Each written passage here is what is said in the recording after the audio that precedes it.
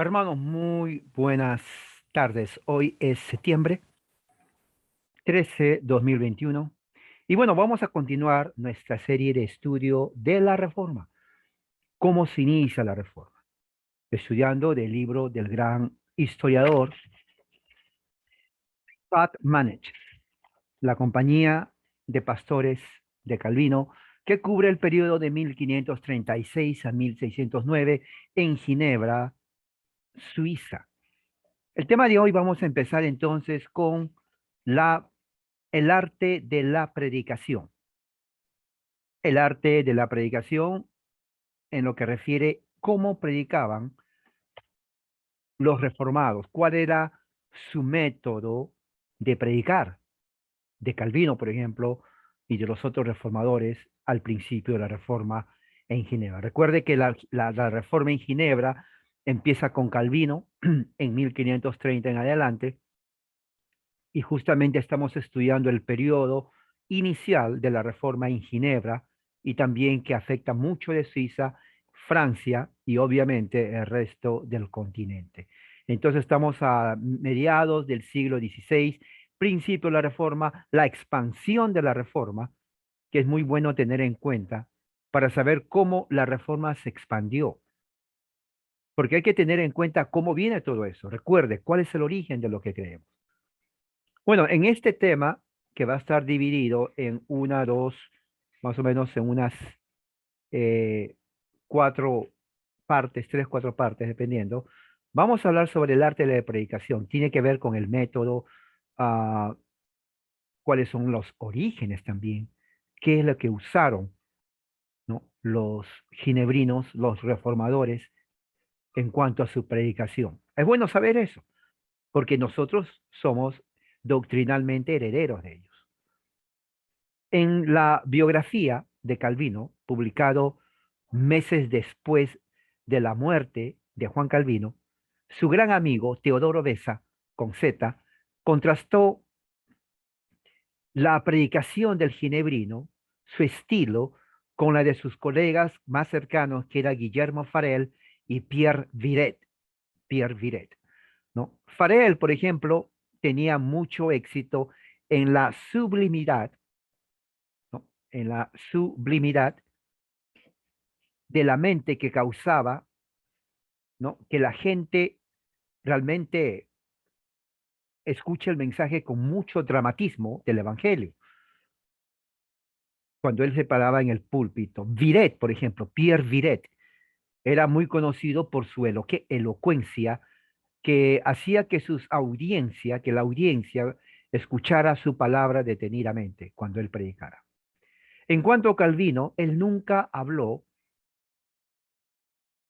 de una forma vacía, al contrario, él llenaba la mente de los que escuchaban con gran peso teológico, de tal manera que los que escuchaban se quedaban muy atónitos en cuanto a la elocuencia, a la sabiduría de Juan Calvino. Teodoro Beza pensaba que un predicador que tenía las características de Calvino, de Farel y de Viret era un predicador completo, completo, ¿no? La vehemencia, la elocuencia, la sustancia doctrinal, ¿no? Eran virtudes grandemente valoradas por los predicadores y maestros de la iglesia ginebrina en el tiempo de Calvino.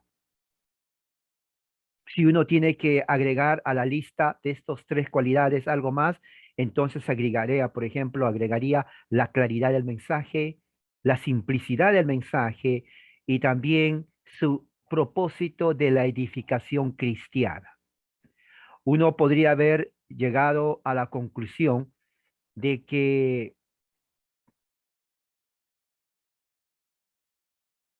la homiléctica de Calvino era un estilo único, ¿no? Que él practicó durante toda su vida cuando era pastor en Ginebra.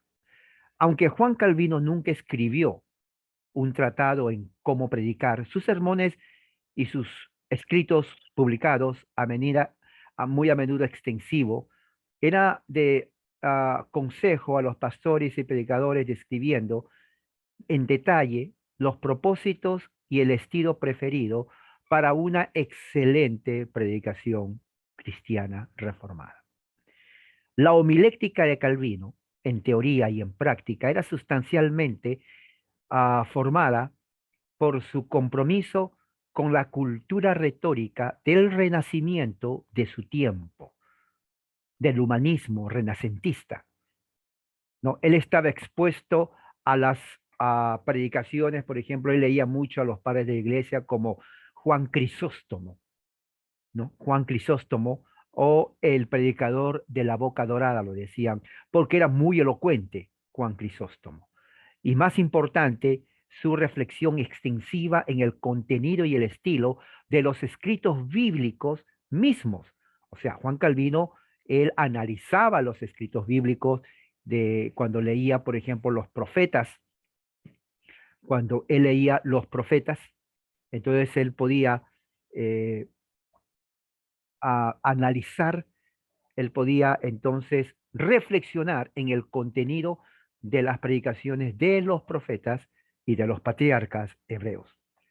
Durante la mitad del siglo XV y a principios del siglo XVI, los humanistas cristianos como Rodolfo Agrícola, Desiderio Erasmus de Rotterdam, Philip Melanchthon y también Jean Storm habían ellos eh, propuesto adaptar las formas retóricas clásicas del humanismo y el renacentismo, ¿no? De los oradores romanos tales como, por ejemplo, Cicerón, ¿no? Y Quintilian para servir la instrucción religiosa reformada al pueblo nuevo reformado cristiano.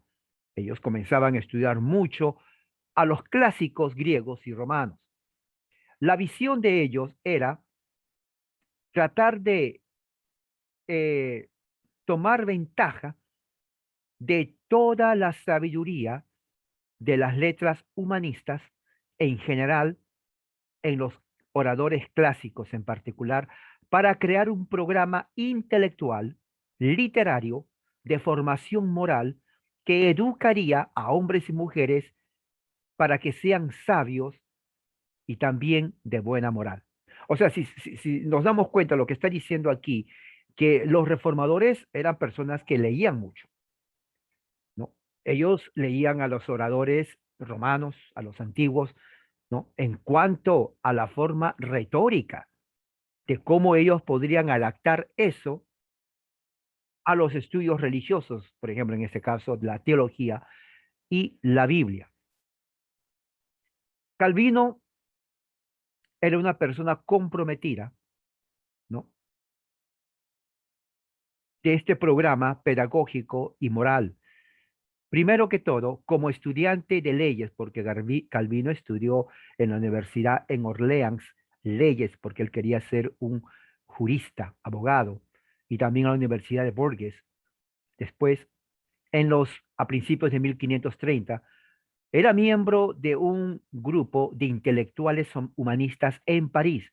En 1530 realmente fue allí cuando dentro del grupo de humanistas en París empieza a llegar de Alemania los escritos de Martín Lutero, ¿no? Entonces los humanistas renacentistas vieron que Martín Lutero sí era teólogo, pero lo vieron como un precursor del pensamiento libre, un humanista que estaba, diríamos, protestando no solamente contra el papado, sino contra el orden establecido religioso del cristianismo. Eso le llamó la atención mucho a Calvino.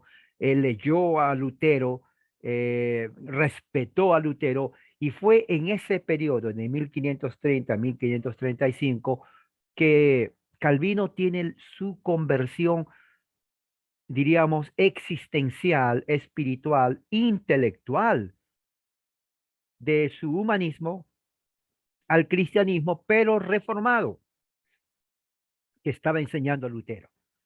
Entonces, si uno se pregunta, pero ¿en qué año se convirtió? Bueno, la conversión no es como se enseña hoy. Era una conversión de Calvino, al menos, intelectual. Y claro, de ahí vino el aspecto espiritual, el aspecto ideológico, religioso, teológico y cosmovisional. O sea, abarcó casi toda la esfera intelectual de Calvino. Ese es el momento de su conversión en ese tiempo de Juan Calvino. El historiador Oliver Millet ha mostrado que la concepción de Calvino de la predicación cristiana fue influenciado de una manera grandemente por las teorías retóricas del humanista alemán Philipp Melanchthon. Philip en español es Felipe. Philip Melanchthon, cuyas ideas y escritos Calvino le gustó bastante, ¿no? En sus años en París, ¿no? En las predicaciones en el libro de Manual de Predicaciones de Philippe Melanchthon, titulado Los deberes del predicador 1529 y su libro de texto Elementos de la retórica 1532, el humanista alemán reformado Melanchthon, amigo de Lutero, ¿no? Avanzó más de las tres clasificaciones retóricas eh, que se sabía en ese momento que estaban enfocadas en la alabanza y la culpa, genus demonstratum, la persuasión, genus deliberatum, y también de los casos de la corte judicial, genus judiciale, para comenzar a avanzar un nuevo género de retórica. Ese nuevo género de retórica es genus didascalium, que fue particularmente muy aceptado y especial para predicadores cristianos que deseaban elucidar los temas doctrinales de la escritura. O sea, en otras palabras, Melanchthon comienza a enseñar un nuevo género de predicación para los que estaban estudiando el pastorado reformado, para que ellos puedan filtrar y entender las enseñanzas escriturales de la Biblia, ¿no? Las enseñanzas escriturales. Todo lo que está aquí, entonces les estaba enseñando Melanchthon a los nuevos o primeros predicadores reformados. Es muy importante que se tenga en cuenta, ¿no? ¿Qué más? Eh, este nuevo avance en cómo se tiene que expresar públicamente desde el punto de vista reformado cristiano, el cual efectivamente eh, unió la retórica y la dialéctica, requería que el predicador empezara con un tema doctrinal o un tópico, ¿no? Desde el texto bíblico, supongamos, él quisiera, por ejemplo, hablar, si vamos a los evangelios, el evangelio tiene muchos temas. Si quiere hablar, por ejemplo, sobre, a ver, uh,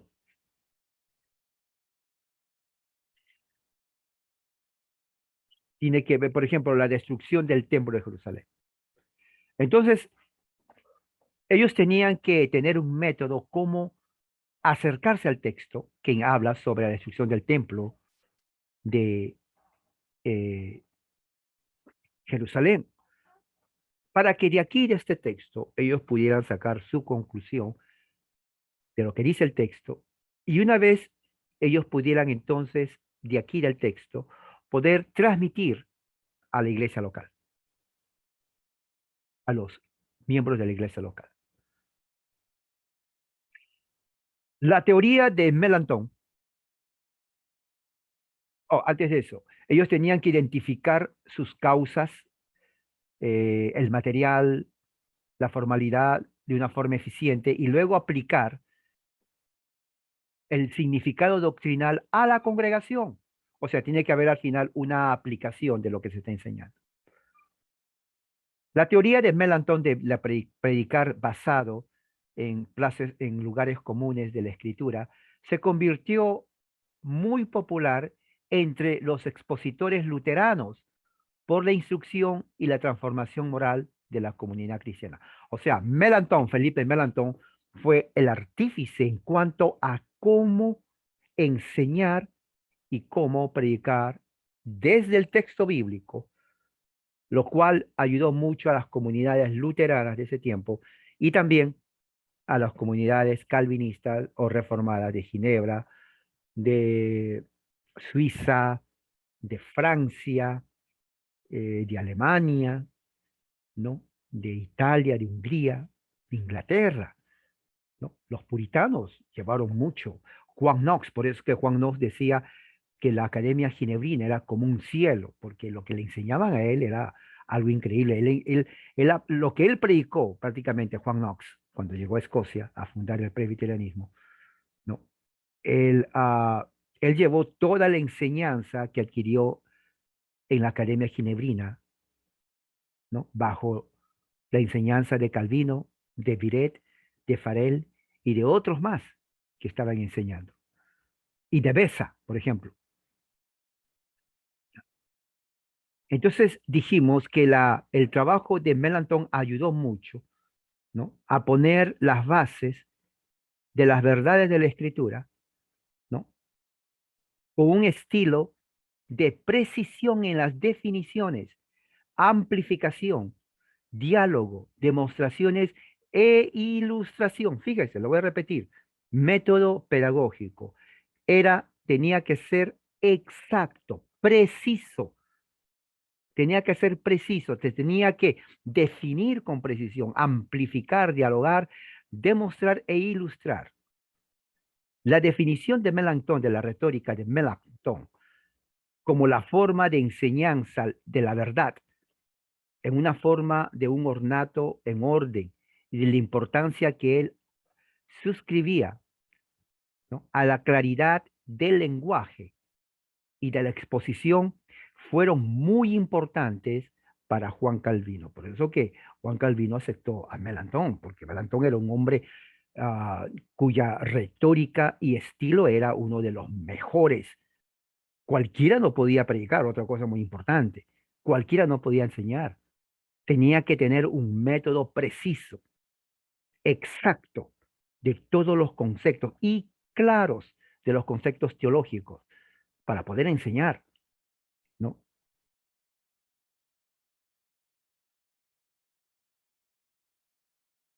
Y como dice aquí, y aunque Calvino tal vez no siguió al pie de la letra lo que enseñó Melanchthon, es indudable que el método y la forma de predicar y enseñar de Juan Calvino y de los reformadores deben mucho al método, ¿no? Y a la influencia del humanista alemán Philipp Melanchthon, amigo de Martín Lutero. Y eso es innegable.